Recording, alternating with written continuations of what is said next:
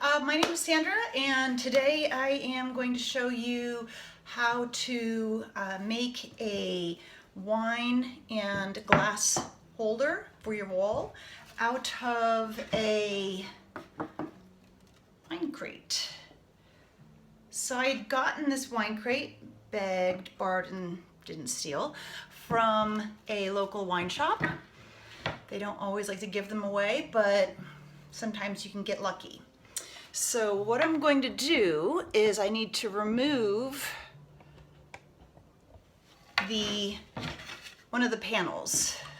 So it was a complete box, and very carefully I used my hammer and just tapped off, gently releasing the nails so that the bottom is removed. First, while I have my hammer out, I am going to just gently tap the nails out of the board so that I don't hurt myself. This is not the strongest wood, so you just have to be gentle. I am going to lightly sand to remove any of the splinters. Just kind of get it smooth. I'm actually just using a 320 grit paper. Probably would want to use something more like 220, but this is all I have right now, so. Okay, so now I've brought you into my shop. Please just don't look at the background. So I figured that it'd be easier just to work out here. Plus the sun is coming in through the window and it feels really nice. I kind of started planning out how I want to build my box for my wine glasses and wine bottles, and measured some things, found some scraps of wood because I have plenty of those. If you don't have the unlimited resources that I do for scraps of wood, you can always get extra little pieces at your Habitat for Humanity store or your hardware store. My next step is going to be putting the top shelf on my box. I found 2 pieces of wood since I didn't have one exactly the depth that I wanted. It needed to be at least 3 3/4 inches. Didn't quite have that. So I'm taking 2 pieces and combining them together and putting them on the top. Now this is a really cool old piece. I like how it has the rounded edge in the front. Well, actually on both ends, but that's okay. And then just a piece that's gonna go in the back. They're both the same thickness. So when I put them together, it's going to make a nice flat surface for the top shelf, just in case if you wanted to put anything on it, but also we'll just finish it off nicely. So I've already cut these to length, and what I did is I just measured the top. It's 21 inches, and I decided that I wanted a 1/2 inch overhang, so I cut my pieces at 22 inches. Now I do have a nice power saw to do that, but if you don't, just use a handsaw or whatever you have. Sometimes, like if you're going to the hardware store, sometimes they will cut pieces for you, but then you really have to plan ahead and know exactly the sizes that you need. So I'm going to just do a quick sanding on these pieces before I attach them. Okay. So I did my sanding outside. It's a little cold out there, but a little dusty to do that in here. Whew, goodness. Oh, I wish it was just 2 more days from now because it's supposed to be almost 60 degrees on Thursday, and right now it's only 30 something. Whew, okay, so anyway, I've got my pieces sanded. Just double checking everything fits the way that I want it to before I put glue on here. Now you definitely want to use wood glue. This crate was not really built to hold a lot. I mean, it was just really made to ship wine, which of course you have to be very careful when you're shipping wine because you don't want anything to get damaged. That would be a shame. So I am lucky enough to have a small nail gun. This will make my life a lot easier. If you don't have a nail gun, you can easily just use a hammer and some small brad nails. Again, make sure that you use wood glue and put your top on. So here is what I have so far. Make sure that the edges are lined up nicely. The top is nice and flat. And then the next step is going to be to do the bottom of this. So the bottom is what is going to hold your wine bottles. I'm going to put a couple nails just along the back just to kind of help support that.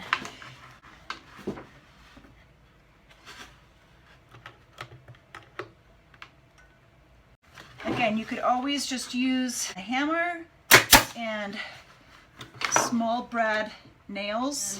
Now it's time to attach my little pieces. So I'm going to line that up. This is all going to get sanded along this edge here,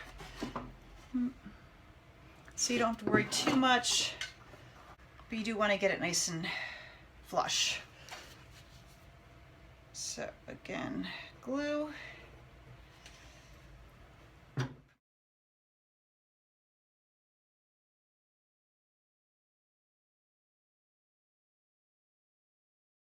So I'm just going to let this dry while I prepare the bottom part that's going to hold the wine glasses. This is the piece that I had selected to use for my bottom cap. Obviously it's too long, so I'm going to cut that to size. This was actually, I think, part of a cabinet, like a side table or dresser top. Both ends are slightly rounded. I would love to be able to use those, but since it's too long, I'm gonna have to cut that off. Remember how I said that I really liked that edge and that I was just gonna have to cut it square because I had to cut it down to size? Well, I changed my mind again. So I actually did cut it square. Let's see if I can get the right angle. But then used my handy dandy sander with a heavier grit and sanded it down so that it matches. Well, at least close enough. Next comes the mathematical part. So we're going to actually cut grooves into this piece of wood. Now the grooves are not going to go all the way to the back. They're just going to be areas for the stem of your glass to slide into. Unless if all your glasses are small, you need to leave enough space so that your bigger glasses don't hit each other. I'm going to measure the bottom. That's about 3¼ inches. But then I also need to consider how wide this glass is, because you don't want them hitting each other.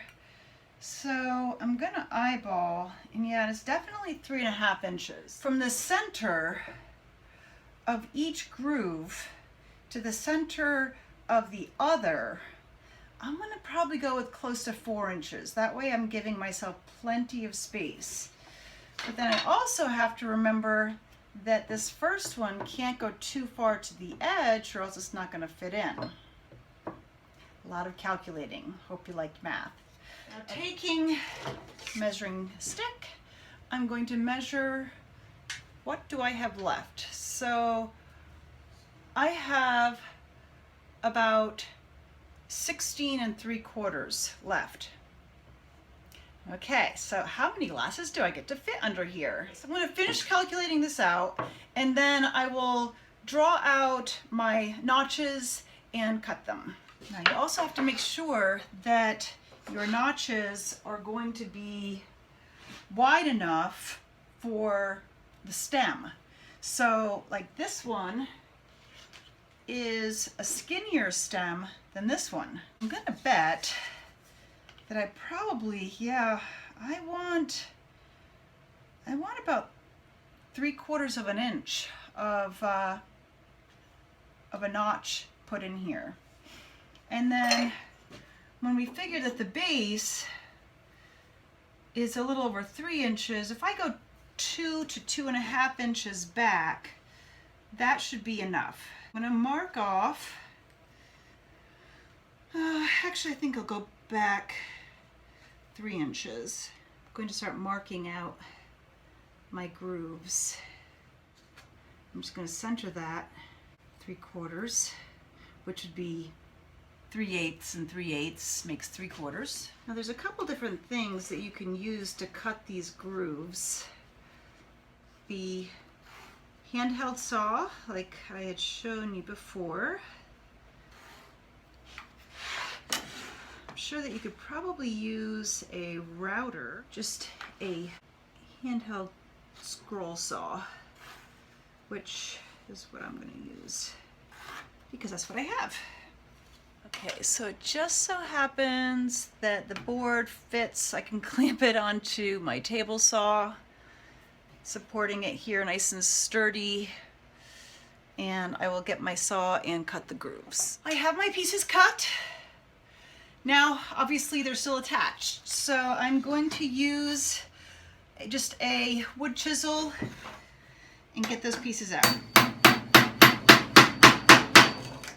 And that should just pretty much snap right off. If you don't have a wood chisel, probably use a screwdriver. I mean, this wood isn't super hard, so that might work. Just kind of get in there. And since you're going with the grain, it comes right off. If you're going against the grain, then that's a whole nother story. But since it gives a slightly cleaner line, I am going to use my chisel. I actually had to recut the entire thing. My planning, my calculations were not the best, so now I'm getting 4 glasses, which is still good. Usually they come in sets of 4. And then after I've cut them, I just used actually a piece of the cutout paper and then just sanded the inside of it so that it's nice and smooth. Kind of got around the edges, everything, so that it's all nice and smooth. Next is to attach it. So I'm going to just center this up, glue it, and screw it. Now I am going to put this piece that I had removed along the bottom. It's going to help hold the wine bottles in place. Line it up nicely. I'm going to tack one of the nails in just to get me started. Okay, so this is glued, and I'm going to just clamp it. Now I have this little piece of trim here that I'm going to cut and just set in here to cover up this groove and just finish it off nicely. I'm gonna mark that where it needs to be cut. And just to remember which side I need to cut it on, I put a little arrow like that. Okay, so the pieces are cut to size. Just throw a little glue down.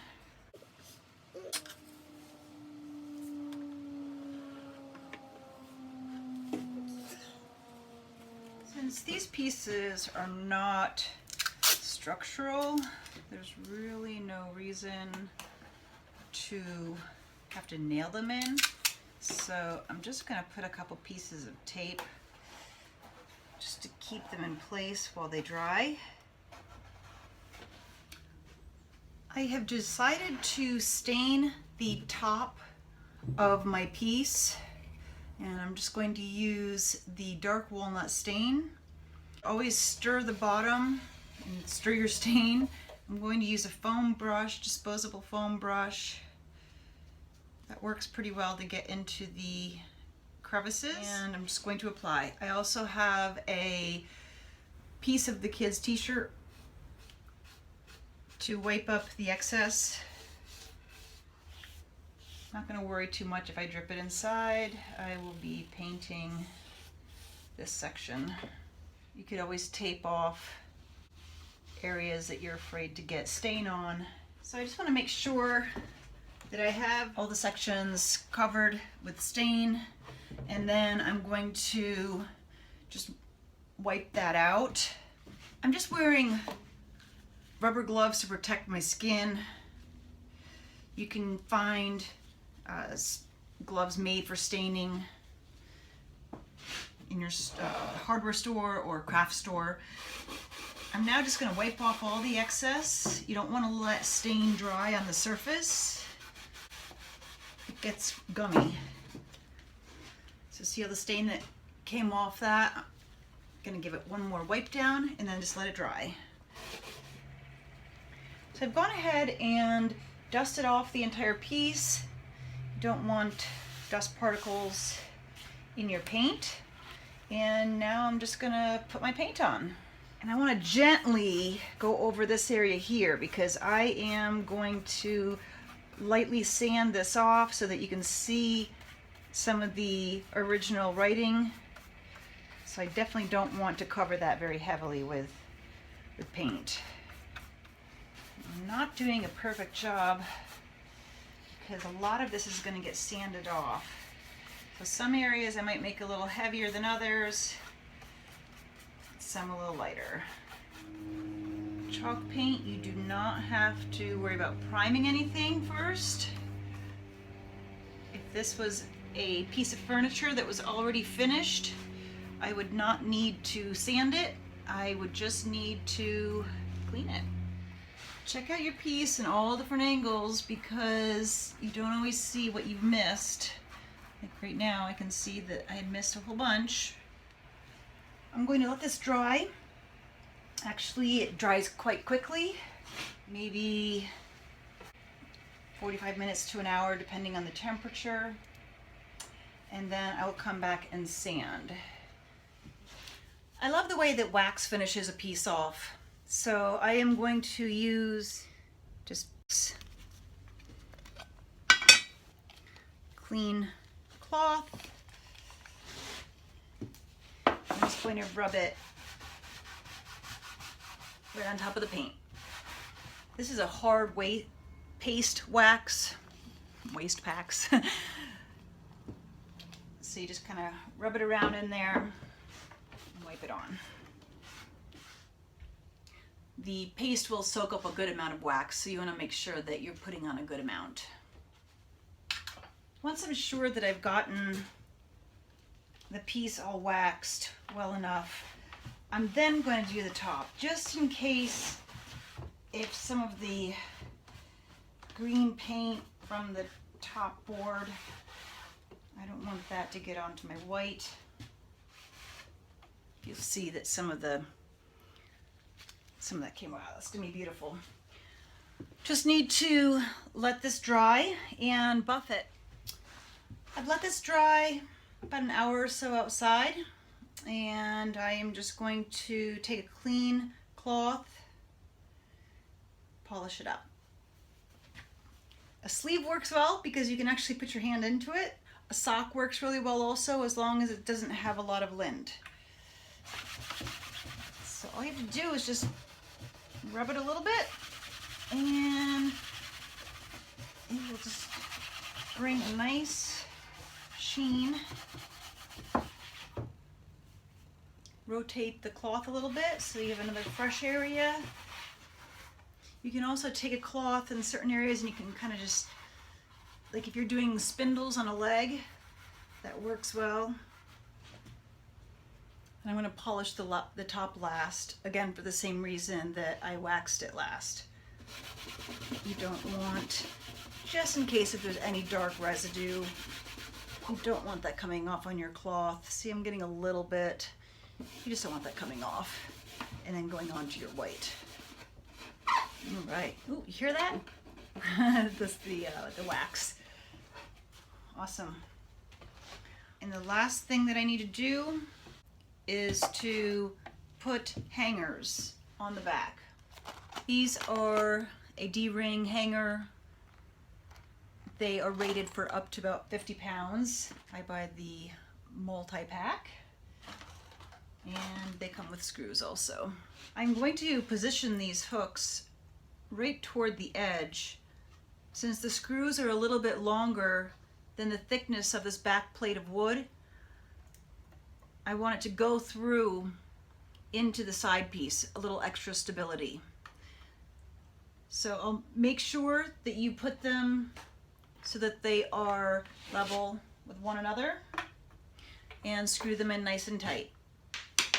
I'm marking where the hole is going to go with a sharp nail, just right in the center. I'm just pushing in, making a slight indentation. That will help to get the screws started. This is a trick that helps hold the screwdriver. I've marked my hole. And once I get it started, I can put pressure here. I'm not worrying about the hook itself right now. I can reposition that once I get close to being tight.